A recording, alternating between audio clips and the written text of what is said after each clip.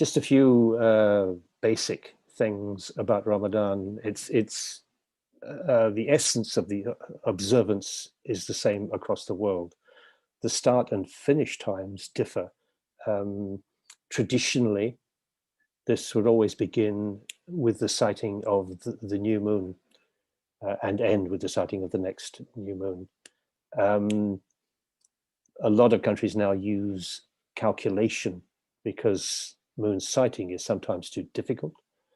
Um, the calendar itself that's observed is the lunar calendar, and the Islamic lunar calendar then shifts forward around about 10 days every year with regard to the solar Gregorian calendar. That means that we gradually move towards well, when I back in 1999 when I came here, it was in summertime, so the time of fasting from sunrise to sunset was something like 3:30 in the morning to about 9 something at night, which was kind of long. But as it moves forward, we've gone through winter when it's really quite short.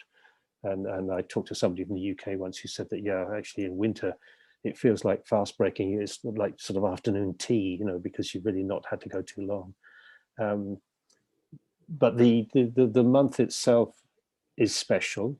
It's been referred to in the traditions as a shield because you are in the world but not of the world. You all the things that you would ordinarily partake of, perhaps. If you imagine walking through a shopping mall and there's a food center, that food court, you could be sitting there at some other time. So it's not a judgmental thing looking down on these poor fools who are eating and gorging themselves, because you could be in that exactly the same situation at any other time. But in this month, you stand back from things. But it's not just the food and drink, that's the refrain.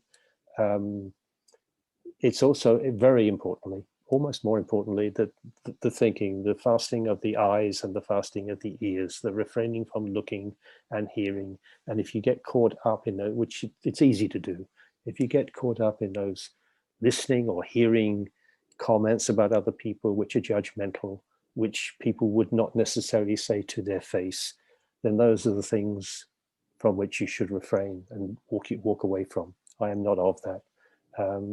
That's important, because if you don't go do that, if you were to spend your time refraining from food and drink, but spending your time gossiping, then your fast is nullified. Effectively, all you've done is go through a whole month making yourself hungry, which is fairly futile. But that is, in essence, what it is. It's a time of blessing. It's a time of community. It's a time to try to grow a bit stronger and better in yourself.